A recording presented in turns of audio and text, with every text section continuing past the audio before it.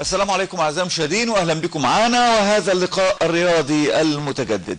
النهارده هنلتقي مع رفع الاثقال، ويمكن هناك نتائج طيبه جدا في رفع الاثقال بالنسبه لمركز شباب المحسمه المحطه والمؤسسه العسكريه بالاسماعيليه، بطولات للعرب والافرو اسيوي. هنتكلم بالتفصيل عن هذا الانجاز، ومعانا ايضا ومعاكم مجموعه من الاخبار المحليه هنلتقي بها ولكن بعد الفاصل.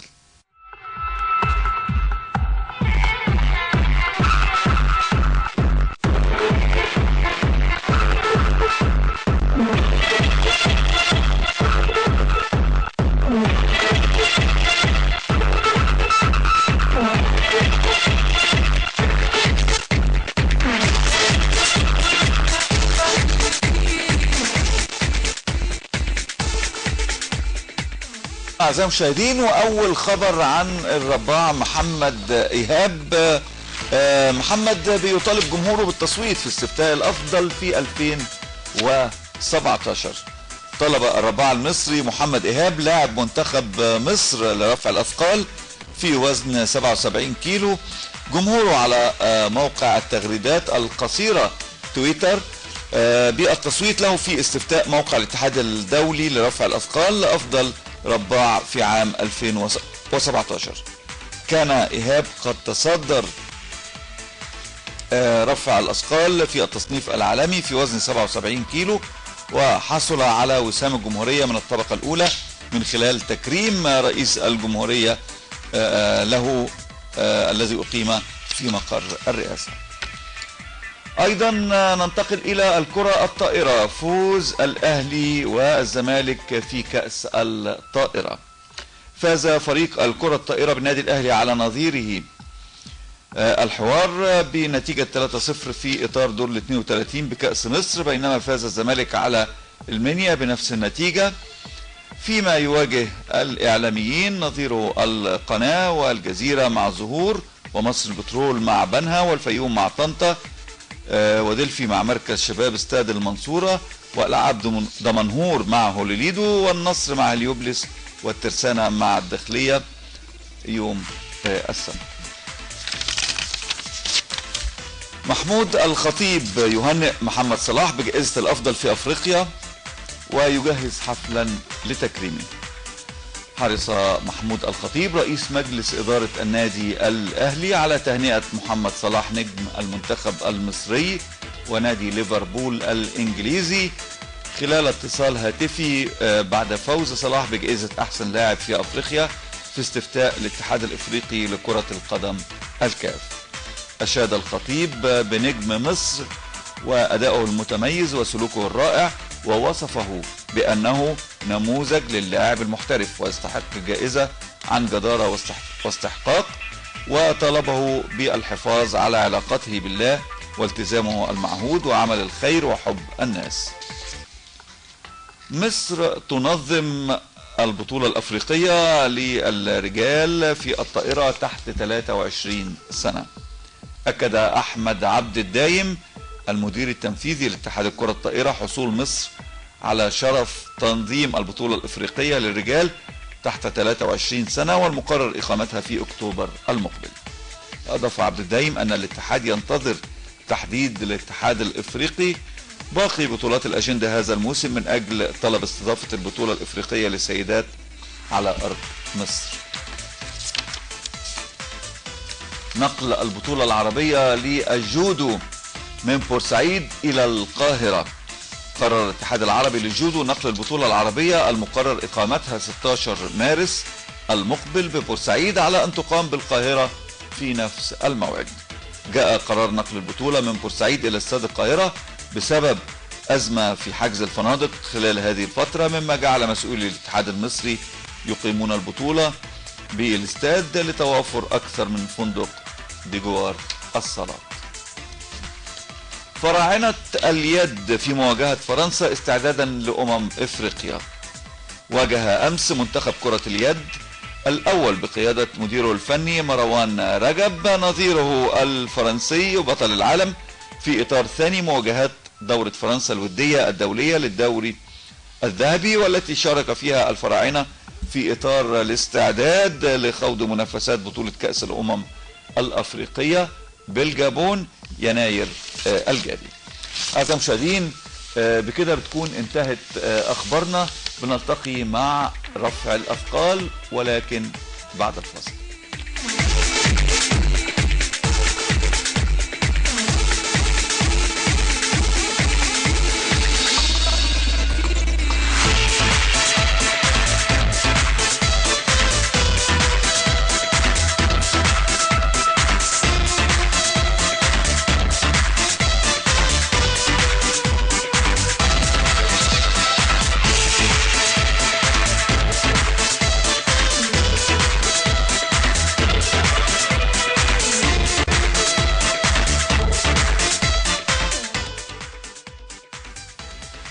أعزائي المشاهدين، زي ما قلنا هنتكلم عن إنجاز كبير في رفع الأثقال. يمكن مركز شباب في محافظة الإسماعيلية، مركز شباب المحسمة المحطة، مركز صغير جدا لكنه طلع أبطال في رفع الأثقال، أبطال كبار وحققوا نتائج طيبة جدا. سعدنا أن يكون معنا على الهواء مباشرة الكابتن عبد الباري حلمي عبد الباري، مدرب منتخب مصر للشباب ومدرب المؤسسة العسكرية لرفع الأثقال. أهلا بحضرتك. أهلا بك يا أستاذ محمد. أيضا الإعلامي الكابتن علاء البعلي. أهلا بك كابتن. أهلا وسهلا كابتن. معانا بقى البطلات. نعمة سعيد بطلة العرب والأفرو أسيوية لعام 2017 وزن 58. ألف مبروك. ايضا رضوى علاء الدين بطلة العرب والبطولة الافريقية وزن 48 كيلو. اهلا بيكي والف مبروك. الله يبارك في حضرتك. اعزائي المشاهدين، يعني هنبتدي بداية سريعة وهنكلم الكابتن عبد الباري. يعني مركز الشباب هو اللي حقق هذا الانجاز، يعني من خلال نقول المؤسسة العسكرية لان في بروتوكول. يعني طبعا. عرفنا بقى بهذا البروتوكول. تمرين البنات ده في مركز شباب المحسمة مع بروتوكول مع المؤسسة العسكرية بقيادة العقيد هاني شيخون والعقيد الكابتن ابراهيم الخولي. تمام. وتمرين البنات ده في مركز شباب المحسمة. تمام. لكن تحت تدريب كابتن عبد الباري حلمي عبد الباري. لكن يعني يمكن الاستاذ علاء البعلي، حكايه البروتوكول اللي بين المؤسسه العسكريه ومركز الشباب ازاي؟ بعض الناس يمكن ما يتفهموش هذا الموضوع. لا، هو في بروتوكول فعلا موجود بين مركز شباب المحسمة المحطة والمؤسسة العسكرية. تمام. البنات بيلعبوا في منتخب مصر باسم المؤسسة العسكرية. بس هم البنات تحت قيادة الكابتن عبد الباري في مركز شباب المحسمة. مركز شباب المحسمة المحطة يرأسه الكابتن هاني علي، بيحاول من ناحيته هو ان هو يوفر لهم كل الامكانيات الموجودة في المركز، سواء من ادوات، سواء من لبس، سواء من سفر، سواء من اي حاجة بيحاول ان هو يوفر لهم. فمن هنا بيكون البروتوكول موجود بين المؤسستين، بين الشباب والرياضة وبين المؤسسة العسكرية. يعني المؤسسة العسكرية بتوفر لهم ايه؟ بتوفر لهم اجهزة، معدات، ولا معسكرات، ولا ايه بالظبط؟ ممكن بقى في المعسكرات واللعب في البطولات الدولية. بيلعبوا باسم المؤسسة العسكرية. انما هنا طوال الموسم بيبقى المركز الشباب هو في دور لمركز الشباب. دور مركز الشباب بيتمثل في الكابتن هاني رئيس مجلس الإدارة. بيوفر لهم الشق الإداري كامل. الناحية التانية بيوفر أصلا المكان نفسه. بيوفر طبعا الكابتن عباري هو المدير الفني في مركز شباب المحسمة المحطة، وهو برضو مدرب منتخب مصر. تمام. فهو زي ما بيقولوا كده العين اللي بتشوف، هو اللي بيختار. بيدرب البنات مركز شباب المحسمة المحطة عندنا. يعني بسم الله ما شاء الله، في أكتر من حوالي 4 بطولات دوليين اخدوا بطولات دوليه. مين كابتن عبد الباري، مين البنات اللي وصلوا على المستوى الدولي بقى؟ نعمة سعيد ورضوى علاء. ايوه. وقبلهم قبل كده مروه عبد الباري. تمام. ووردة طارق محمد. دول الأربعة اللي وصلوا للمستوى الدولي، بطولات افريقيا او افرو اسيويه او بطوله عرب. تمام. انا هرجع لك مره ثانيه يعني، لكن بعد ما نعمه تقول لنا ايه البطولات، اهم البطولات يا نعمه اللي انتوا حصلتوا عليها او اللي انت حصلت عليها. هي بطولة العرب وافرو اسيوي. تمام. بطولة العرب والافرو اسيوي دي 2017. 2017 قبلهم كان طبعا في بطولات جمهورية. طبعا انا شايف صف ميداليات يعني اللهم صل على النبي كله ذهب. خلصوا الذهب اللي في البطولة دي. هم كانت بطولة واحدة؟ هي كانت مجموعة بطولات اللي فيها العرب والافرو اسيوي في نفس الوقت. البطولة كانت يعني صعبة او المنافسين كانوا اقوياء في 2017؟ يعني ده هي 12 دولة. مين اللي كان بينافسك اكتر؟ مين اللي بينافسك؟ هو الحمد لله يعني محدش كان قريب مني. انا اول ارقامي ما كانش في حاجة قريبة يعني؟ لا الحمد لله يعني ما كانش في حاجة قريبة مني. طيب نفس الكلام رضوى، نفس الكلام ليكي انت برضو البطولة بطولة العرب والافرو اسيوية. عملت فيها اول 17 سنة وستة تحت ال20. 6 ميداليات؟ 3 تحت ال20 و3 17 سنة. تمام. انتوا لعبتوا في يعني في يعني بطولة الشباب وايضا بطولة الكبار، لعبتوا بالنسبة للاعمار مختلفة، مظبوط؟ مظبوط. يعني انت ال6 ميداليات اللي قدامنا دول جايبهم في البطولة الاخيرة؟ انت ايه تحت 17 سنة وتحت 20 وتحت 20 بس. ده يعني حاجة طبعا جميلة جدا. ونعمة برضو البطولات دي برضو تحت 17 وتحت 20 وكبار. لعبة 3 مراحل. 3 مراحل. كلمينا بقى باستفاضة عن القصة دي. لعبة 3 مراحل شباب وكبار وصغار. يعني اللعبة فوق سن 25 بنات معايا. وتحت ال20 وتحت ال17. لعبة 3 مراحل. الدول اللي كانت مشاركة حد منكم يفتكر نعمة او رضوى ايه الدول اللي كانت مشاركة ايه؟ سوريا الجزائر والبحرين وبنجلاديش. كانوا 11 دولة ومصر كده 12. بمصر 12. كانت منافسة جامدة جدا كمان. اقوى الدول يعني اللي كان انا يعني عرفت ان كانت في مسافات يعني بينكم وبين اخر دولة. اقوى الدول اللي كانت بتنافسكم في معايا انا في ميزاني كانت سوريا. كانت اللاعبة السورية هي اقرب واحدة ليك. كنت انا بدخل وهي بتدخل ورايا على طول نفس المحاولة اللي انا بدخل. نعمة مين اللي كان بيجي وراك على طول؟ الجزائر. هما يعني اقوياء شوية في حتة رفع الاثقال دي. هما بالنسبة لي عادي بس هما اللي كانوا ورايا. هما اللي كانوا وراك بس المسافة. اقصى يعني حاجة شلتيها خطف او نطر كان كام في البطولة دي؟ 77 و95. 77 خطف و95 كيلو نطر وخمسة. طيب رضوى نفس الكلام. اقصى 60 خطف و75 كيلو. 60 خطف و75 كيلو و75 نطر. طيب ماشي. كابتن اللاعبة لما تشارك في يعني عدة اعمار تحت 17 والشباب وفوق السن كبار وبالنسبة للكبار ده بيبقى ايه بالظبط يعني؟ ثقة زيادة في النفس ولا ايه بالظبط؟ ولا مفيش منافسين ولا ايه؟ لا في منافسين من كل الدول. بس يعني بناخد اللعيبه بنعد اللعيبه اللي هم 2001 و2002 عشان بدايه 2018. وده مسموح بيه؟ طول ما السن بعد اللاعب 15 سنه مسموح يلعب جميع المعارض. ان شاء الله يلعب الكبار خالص.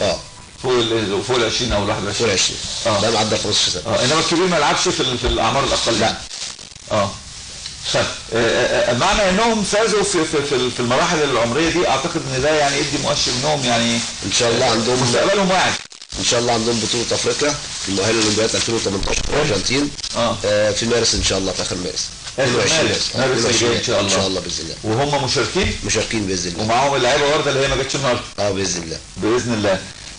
برضو كابتن علاء البعلي تقول ايه يعني بعد حققوا هذه النتائج في مراحل مختلفة مع مراحل اكبر منهم؟ ده مؤشر على ايه بالظبط؟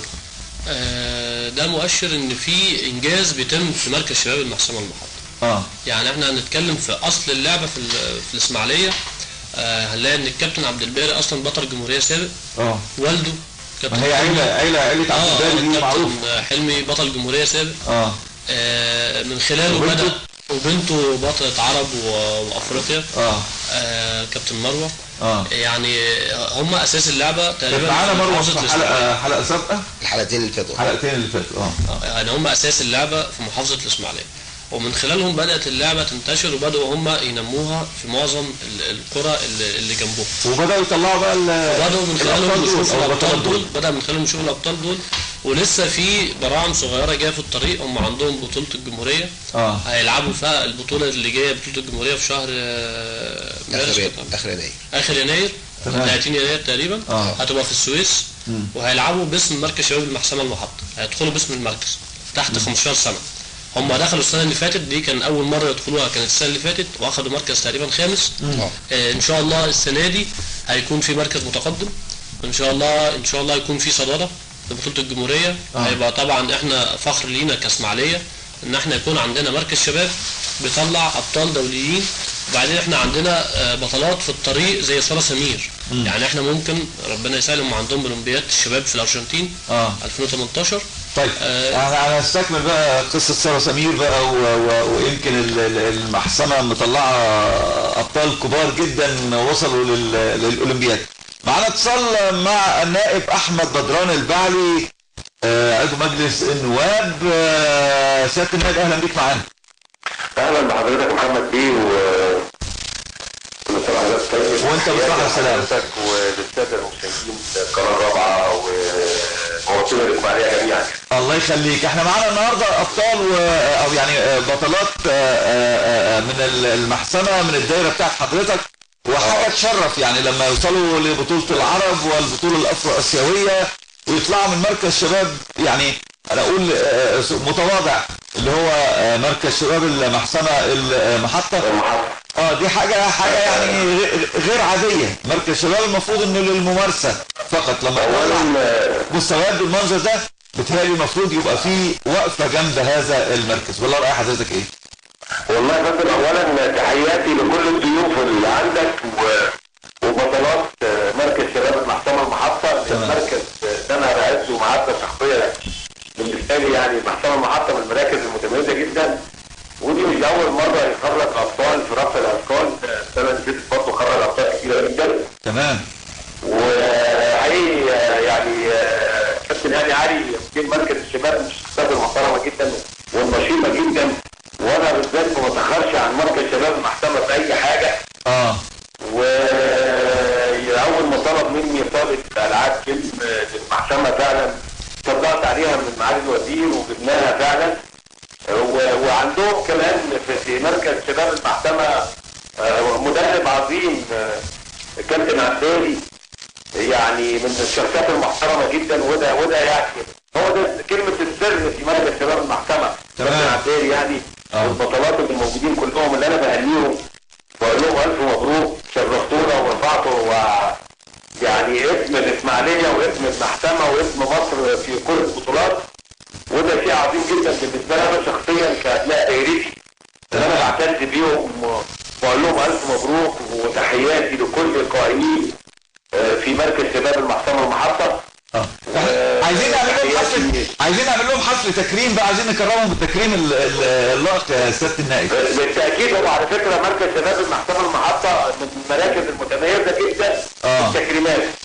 يعني في عيد الام يعمل حفله، في عيد الطفل اليتيم بيعمل حفله، في كل المناسبات القوميه والمناسبات الابطال بيعمل لهم حفلات تكريم عظيمه جدا، وبيدعونا وبجيب زمايلي صحاب الاسماعيليه كلهم وبنحضر الكلام ده موجودين. وانا ان شاء الله نعمل لهم حفله تكريم برضه في المركز. والمحافظه يا ريت تكرم البطلات دول، لان جايبين يعني برضه بطوله عرب مش شويه، بطوله افرو اسيويه مش شويه يعني. ان شاء الله باذن الله يعني نشجعهم لما يجيبوا لنا بطوله العالم يعني. ان شاء الله. زي البطله الاسماعيليه اللي عدت في الدايره برضه ساره سمير، واعتقد في مثل بالنسبه لهم وبتحقق بطولات عالميه. انا بقى محتاج من بطلات المحسمه يحظوا حظ ساره سمير ويكونوا ابطال عالم اولمبياد ان شاء الله. ما هي ابنه الدائره برضو من يعني مركز شباب جنبيكوا يعني. اكيد طبعا، هي الدائره الرابعه مشهوره من ابطال ودايما بتخرج ابطال يعني. ابطال اولمبيين يعني وصلنا الى اعلى درجه. البطوله العربيه مركز شباب محتوى المحطه وكل البطولات الافريقيه.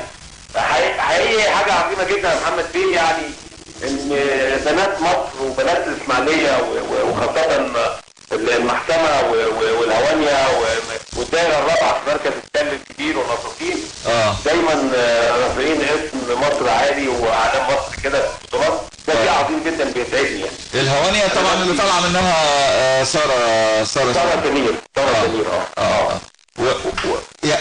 يعني كلمه كده عايز يقولها الاعلام الاستاذ علاء يقولها لك. اتفضل يا استاذ علاء، عايز يمسي عليك.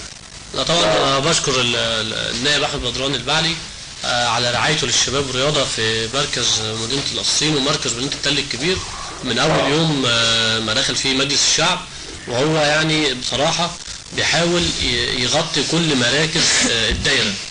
دايره كبيره جدا، دايره القصيم والتل الكبير، مراكز شباب في كل اطراف الدايره. وهو يعني حتى اخر حاجه كان معانا من حوالي 4 ايام كان اجتماع مع الاستاذ سامي عبد الحليم وكيل وزاره الشباب والرياضه، كان بينسق معاه. يعني سياده النائب واقف مع الرياضيين ومع مركز الشباب.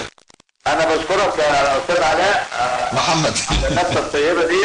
استاذ علاء ربنا يخليك. استاذ علاء الزهري بشكرك، وعاوز برضه بالمناسبه اكد على شكري للاستاذ سامي عبد الحليم وكيل وزاره الشباب والرياضه. له وقفه كويسه قوي يا استاذ سامي عبد الحليم. محمد بيه اتفضل يا باشا. بعد اذن عليك انا برضه باكد واكرر شكري للاستاذ سامي عبد الحليم مدير الشباب والرياضه التعاون الصادق معانا في جميع مراكز الشباب الاسماعيليه بالذات. تمام. واخص كان عامل معانا اجتماع زي ما قال لك علاء فهمي انه كان موجود معانا في اداره النصاصين للشباب والرياضه واداره التل الكبير للشباب والرياضه. برضه عملنا اجتماع مع جميع رؤساء مجالس اداره مراكز الشباب، وبرضه مركز شباب المحطه له معزه خاصه عشان البطولات اللي موجوده قدامك دي. وانا لما بطلب حاجه من الوزير، لما طلبت بطوله الجيم من الوزير قلت له دي خرجت ابطال تطلع عليها بسرعه عشان خاطر الابطال اللي موجودين عندك. طيب يمكن احنا امبارح كنا في حوار وجبنا سيره ساره سمير لو تفتكر حضرتك بظروفها الحفل اللي كان معمول لها كان معمول لها حفل يعني على اعلى مستوى، وانتوا كنواب يعني كنتوا قائمين على هذا الحفل. وسيادتك شرفتنا في الحفل ده، هو حفل تكريم كبير جدا لساره سمير. ان شاء الله نعمل حفل تكريم لبطولات المحكمه يعني. وان شاء الله يجيبوا ميداليه اولمبيه بعد سنوات باذن الله ان شاء الله. يعني بنشكر حضرتك سياده النائب احمد بدران البعلي على رعايه. والله يا محمد ايه برضو انا عاوز اقول لحضرتك حاجه، يعني النجاح ده وراه مجلس اداره محترم اكيد. الكابتن هاني علي والاستاذ مصطفى البعلي ما نقدرش نغفله طبعا، كانوا موجودين معانا كلهم، وحقيقي وراهم نشاط، وراهم مجلس اداره يعني بيهتم بمراكز الشباب اهتمام غير عادي يعني. طيب احنا بنشكر حضرتك سياده النائب احمد بدران البعلي. وبمناسبه كلامنا عن ساره سمير ناخد مع بعض الفاصل التالي لساره سمير اللي هي يعني خدت ميداليه اولمبيه، ونتمنى بطلاتنا ان شاء الله يحذو حذوها ويجيبوا لنا بعد سنوات ميداليه اولمبيه. نشوف الفاصل. مدام ايديك في ايديا انا هصبر عالزمن حبيبي يا وطن تتحب وتتحضن. مدام ايديك في ايديا انا هصبر عالزمن حبيبي حبيبي حبيبي يا وطن. امشي لك واغني لك وامول لك مواويلك وساعة الالم والشدة هقول يا رب وادعي لك. ولو في الجراح تناديني اسيب الدنيا واجيلك. امشي لك واغني لك وامول لك مواويلك وساعة الالم والشدة هقول يا رب وادعي لك. ولو في الجراح تناديني هسيب الدنيا واجيلك. حبيبي حبيبي حبيبي يا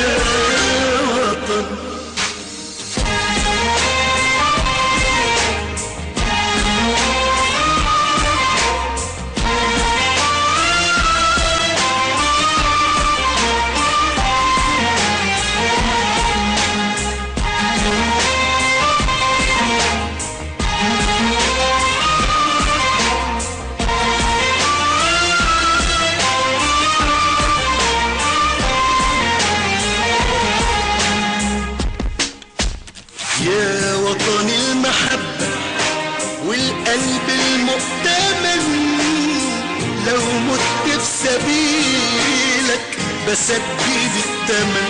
يا وطن المحبة والقلب المؤتمن، لو مت في سبيلك بسدد التمن. حبيبي حبيبي حبيبي يا امشيلك واغنيلك وامولك مواويلك، وساعة الألم والشدة هقول يا رب وادعيلك، ولو في الجرح تناديني هسيب الدنيا واجيلك. همشيلك واغنيلك وامولك مواويلك، وساعة الألم والشدة هقول يا رب وادعيلك، ولو في الجرح تناديني هسيب الدنيا واجيلك. حبيبي حبيبي حبيبي يا وطن. هيجي اللحظة وهنشوف البنات دول برضو في الأولمبياد وبيجيبوا لنا ميداليات، واللحظات الجميلة اللي عرضناها دلوقتي في الفاصل كابتن عبد الباري. ان شاء الله باذن الله يا باشا، ان شاء بإذن الله. تتوقع انهم ان شاء الله يجيبوا باذن الله يعني في المستويات عندنا بطولة العالم، بطولة الأولمبياد للشباب في الأرجنتين، وإن شاء الله نباركم ببطلة إن شاء الله تكون في الأولمبياد بإذن الله. أقرب حاجة أولمبياد؟ لا ده في شهر 10 إن شاء الله. الأولمبياد في الأرجنتين إن شاء الله. طيب برضو الإعلامي على البعلي يمكن كان فيه الشباب والرياضة، وسمعنا سيادة النائب بيتكلم عن وقفة جنب مراكز الشباب المتميزة زي مركز شباب المحسمة المحطة اللي طلع بطولات على المستوى الأفريقي والآسيوي والعرب وخلافه. كلمني بقى الشباب والرياضة واقفة ازاي معاكوا أو مع هذا المركز؟ هو فعلا تعقيبا على كلام النائب احمد بدران البعلي، فعلا هو جاب الاستاذ سامي عبد الحليم وكيل وزاره الشباب والرياضه في فرع القصيم برئاسه الاستاذ طارق الصباغ، وعمل معاه اجتماع موسع على مستوى 18 مركز تقريبا او 19 مركز التابعين لفرع الشباب والرياضه بالقصيم، بحضور الاستاذ سامي عبد الحليم وكل قيادات مديريه الشباب والرياضه بالاسماعيليه. حضروا الاجتماع والحاج احمد بدران قدر يتواصل مع كل مراكز الشباب الموجوده في الفرع، واخد منهم فعلا كل المشاكل بتاعتهم، وهو اصلا كان متواصل وعارف بطبيعته يعني لان هو واحد من ابناء القصيم، فهو عارف كل المراكز، فبدا يعني هو راجل متعاون جدا يعني. طبعا في حدود الامكانيات. طبعا في حدود الامكانيات. هو في حاجات الحاج احمد بيقدر يخلصها من الوزاره من مصر، او في حاجات بالتواصل مع بالتنسيق ما بين الاستاذ سامي عبد الحليم هنا في الاسماعيليه، يعني هم بيكملوا بعض. اكيد هما الاثنين بيكملوا بعض. وبرضه بالنسبه لموضوع التكريمات برضه انا النهارده كنت موجود مع اللواء عمر ادريس رئيس مركز مدينه القصاصين، وكلمته على البطولات بتوعنا، وقال ان شاء الله هيبقى في حفل تكريم ليهم في مركز المدينه بحضور الاستاذه نهاد ترك رئيسه القريه، اللي برضه انا بوجه لها الشكر، رئيسه قريه المحسمه الاستاذه نهاد ترك دايما داعمه لكل مراكز. احنا في قريه المحسمه موجود 3 مراكز شباب، هي داعمه ليهم ل3 مراكز، وخصوصا مركز شباب المحسمه المحطه ما بتاخرش عنه في اي حاجه. سياده اللواء عمر ادريس رئيس مركز مدينه القصيم برضه ما بتاخرش، وعلى طول قال انا هعمل حفل تكريم للبطلات، والكابتن هاني والكابتن عبد الباري برضه هيكونوا موجودين ان شاء الله في الحفل، يوم تكريم برضه من رئيس المدينه. فطبعا البطلات احنا لازم نقف جنبهم، لان احنا بنتكلم في حاجه البنات دول بيلعبوا المرحله السنيه الاعلى منهم. يعني نتكلم على مثلا نعمه 16 سنه لعبت بطوله الكبار، اللي فوق 20 سنه وهي 16 وجابت جابت ذهب. نفس الموضوع لرضوى 17 سنة لعبت بطولة تحت 20 ولعبت البطولة الكبيرة اللي فوق 20 سنة، رغم ان هي سنها في المرحلة الأقل إلا انها قدرت تجيب الذهب في ال3 مراحل اللي شاركت فيه. فاحنا بنتكلم عن بطلات مشروع بطلة أولمبية.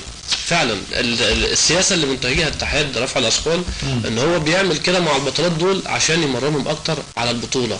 هي صغيره 16 سنه بيحمل عليها اكتر حتى في المرحله السنيه الاعلى، المرحله السنيه الاعلى وهي لسه صغيره وبتجيب الذهب. هم كده دلوقتي داخلين على بطوله افريقيا. بطوله افريقيا دي هيطلع منها واحده بس هتمثل الاتحاد في اولمبياد الشباب في الارجنتين. في شهر 10. تمام. طيب نعمة سعيد، يعني هل تم تكريمكم بشكل او باخر بعد ان حصلتوا على بطولة العرب والافرو اسيوية؟ لا. ومفيش اي جهة كرمتكم؟ لا. البطولة كانت امتى بالظبط؟ كانت في شهر 12. شهر 12. ولغاية النهاردة مفيش اي حاجة؟ لا. يعني اكتر من حوالي شهر يعني. طيب ربنا يسهل ان شاء الله. سمعنا سيادة النائب، سمعنا ان رئيس المدينة هيكرم، ورضوى نفس الكلام طبعا ما فيش اي تكريمات. مدرسة المحسمة الثانوية المشتركة وعدوني بالتكريم بس في الترم اللي جاي. وكابتن هاني علي ان شاء الله يعني. ان شاء الله يكرموك. رضوى انت في سنة كام؟ تانية ثانوي. في تعارض كده بين المدرسة او الدراسة والتدريبات وخلافه؟ لا انا بحاول انسق يعني بين رفع اثقال وبين. مش مأثر عليك يعني؟ لا خالص. ولا انت يا نعمة نفس الكلام؟ انت في سنة كام؟ تالتة اعدادي. مفيش اي تأثيرات عليكي في الدراسة؟ لا الحمد لله لا. البطولة كانت جاية في وقت امتحانات او حاجة ولا؟ لا انا لسه امتحاناتي لسه هتبدأ يوم التلات الجاي لسه. بس باخد لها دروس يعني والحمد لله بذاكر. الحمد لله.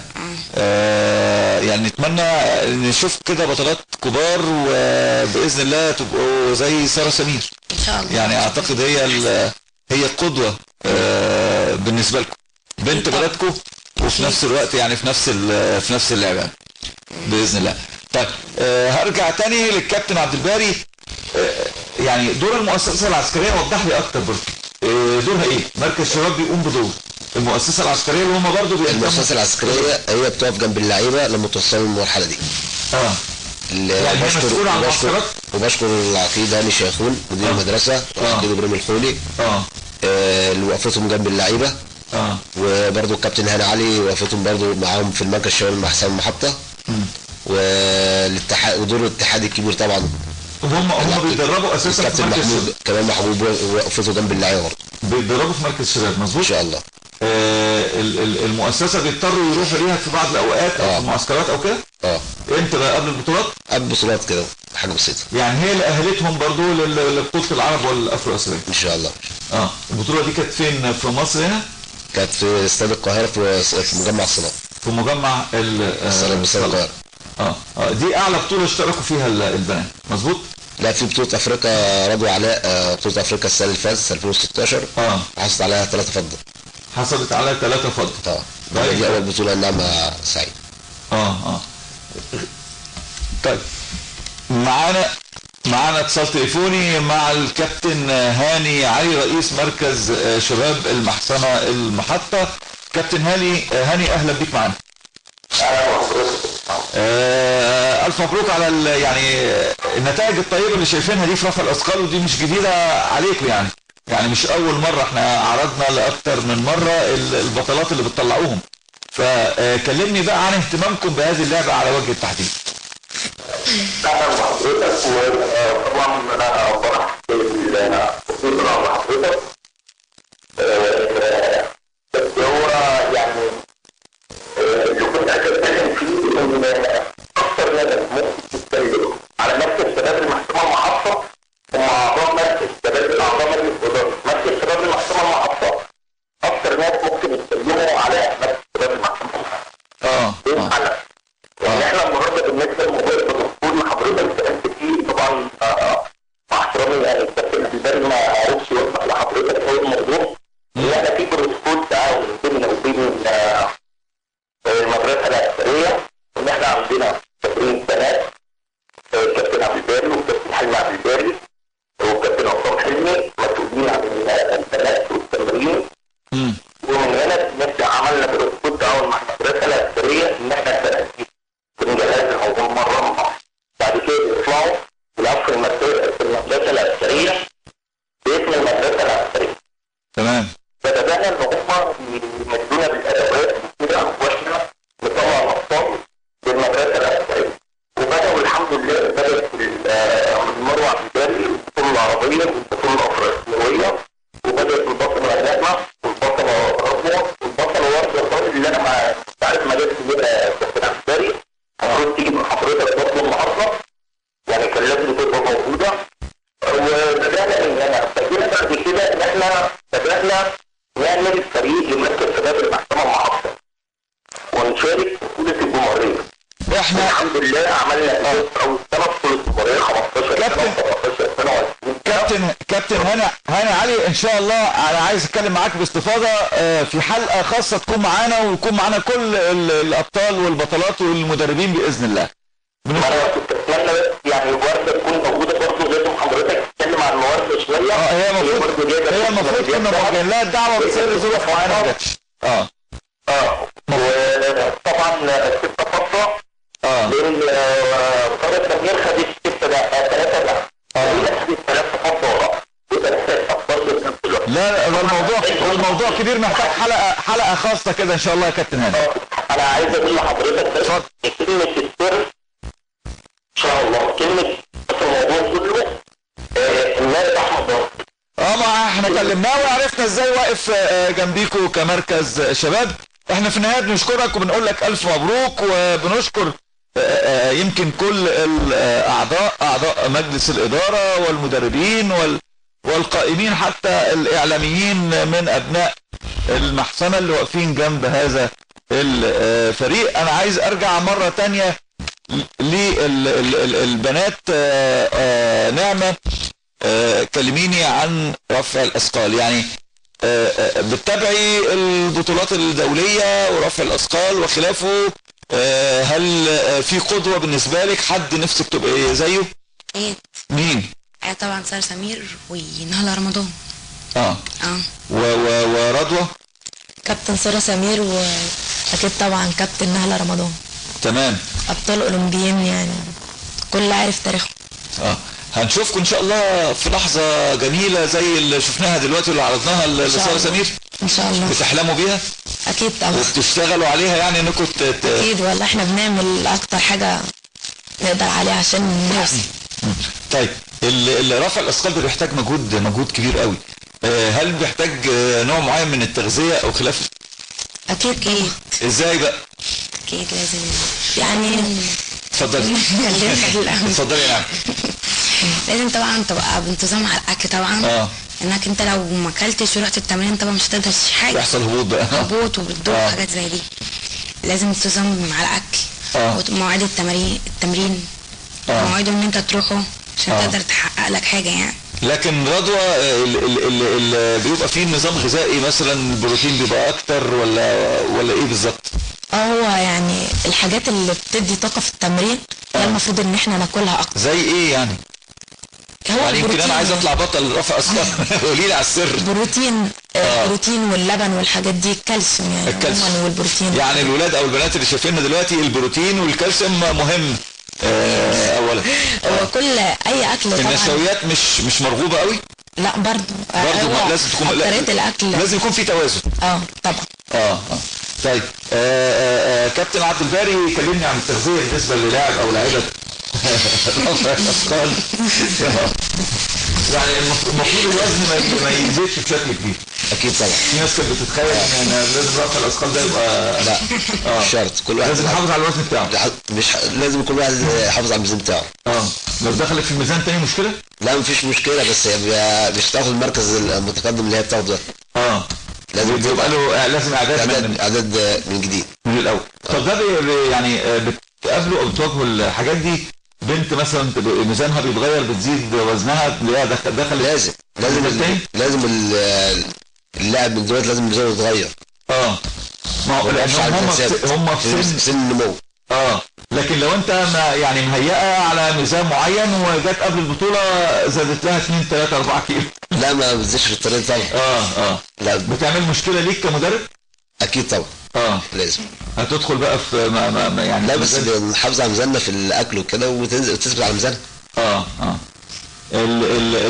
الكابتن الاعلامي علاء البعلي كلمني بقى عن الفنيات الصغيره دي اللي ممكن يعني نقول تاثر على اللاعب.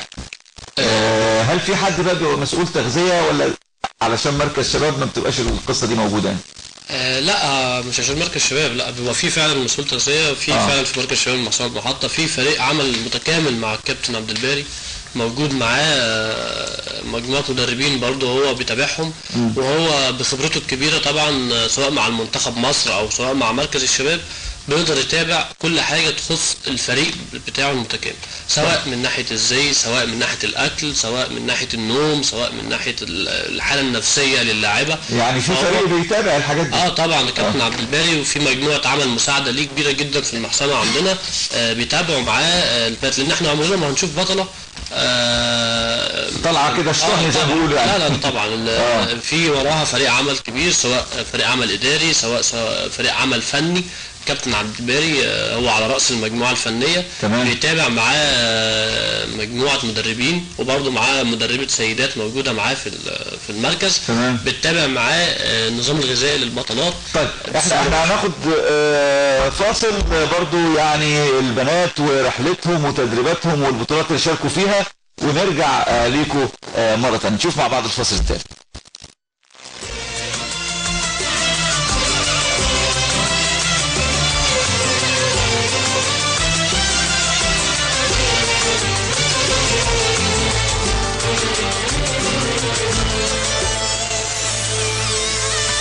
اسألوا كل الناس من هم أجدع ناس، هم المصريين يا أرض أطيب ناس، كل اكتفى وإحساس حفظة رب العالمين. اسألوا كل الناس من هم أجدع ناس، هم المصريين يا أرض أطيب ناس، كل اكتفى وإحساس حفظة رب العالمين. مين أحن قلب لينا، مين يسعد بيك قلوبنا، مين اللي جنب منا مش هتبقى إلا مصر. هو حضن حبيبتي مصر،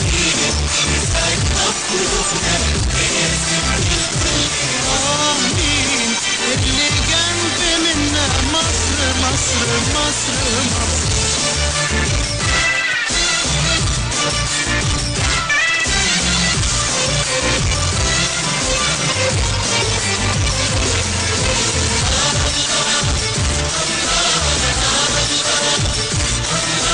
الله عليكم رجالة من ألف للياء.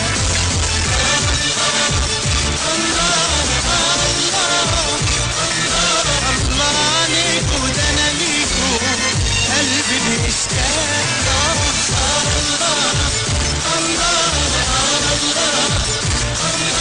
الله عليكم رجالة من ألف للياء.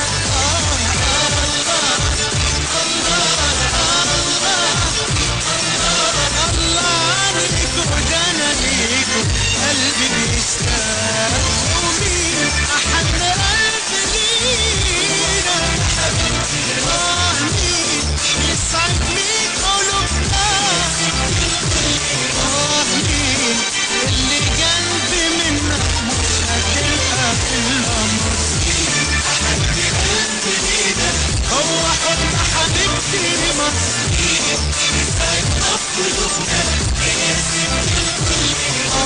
مين اللي جنب منا مش هتبقى إلا مصر. الله الله الله الله عليكم رجالة من ألف للياء.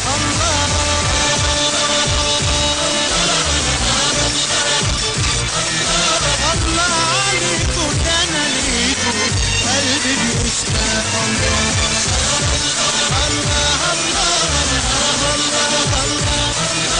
الله عليكم رجالة من ألف للياء يا مصر. الله الله عليكم ده أنا ليكم قلبي بيشتاق.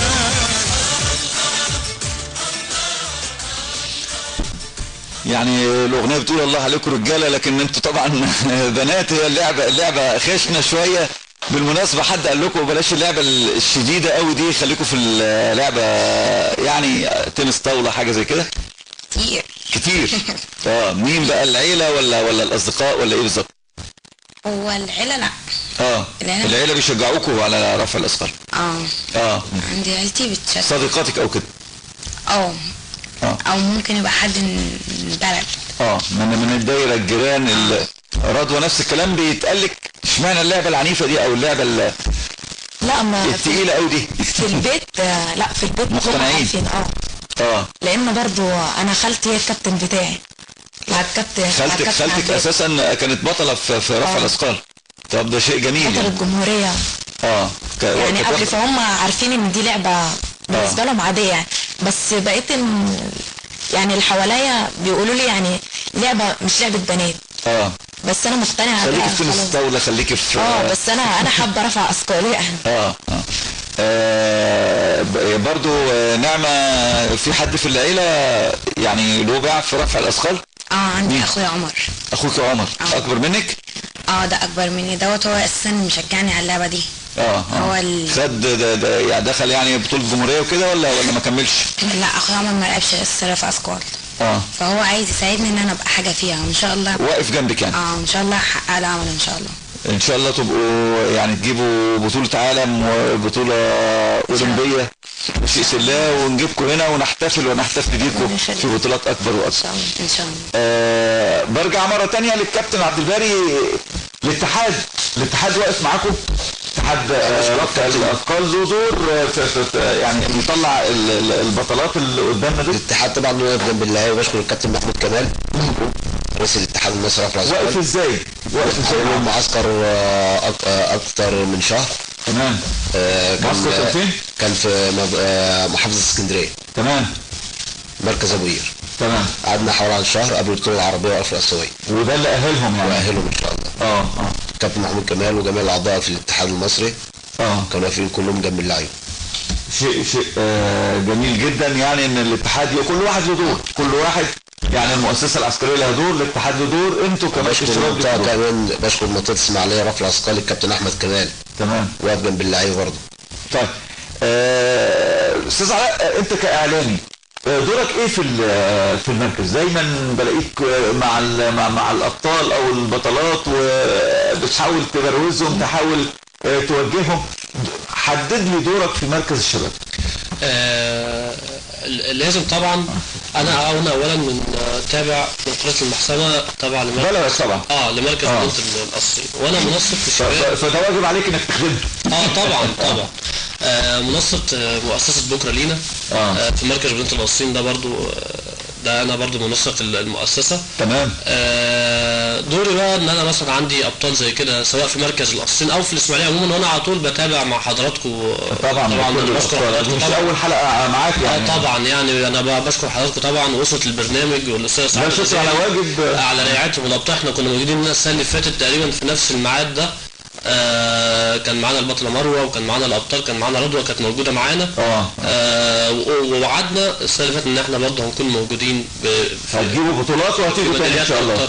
فدورنا او دوري انا بالذات على طول سواء في محافظه الاسماعيليه كلها اي لعبه فرديه بعيد عن كره القدم بنحاول نبرزها. يعني مش معنا نفس الخط. طبعا انا بقالي اكتر من 3 سنين متابع مع الاستاذ سعاد غزالي، ويعني انا بشكرها على المجهود الكبير اللي هي عاملاه على رعايتها الابطال. واول ظهور اعلامي للابطال دول كان من خلال البرنامج هنا. ووعدنا ان احنا مش هنظهر في اي قناه ثانيه الا من خلال البرنامج. فعلا البطولات احنا بنشكركم طبعا. للاسف الوقت انتهى، بيقولوا لي الوقت بتاعنا انتهى. هيبقى لنا لقاءات اخرى، لكن تجيبوا لنا بطولات اكبر واكبر ان شاء الله. شكرا للكابتن عبد الباري، حلمي عبد الباري، طبعا مدرب منتخب مصر لرفع الاثقال. بشكر حضرتك يا استاذ محمد. الله يخليك، الف لا شكر على وجه. والاعلامي علاء البعلي. بشكر البطلات نعمة سعيد وايضا رضوى علاء الدين. اعزائي المشاهدين، كنا معكم وهذه الحلقة عن رفع الأثقال، عن بطولات حققنا البطولة العربية والأفرو آسيوية. نشكركم وحتى نلقاكم في الأسبوع القادم وحلقة جديدة ولعبة جديدة. لكم منا أجمل وأرق التحيات.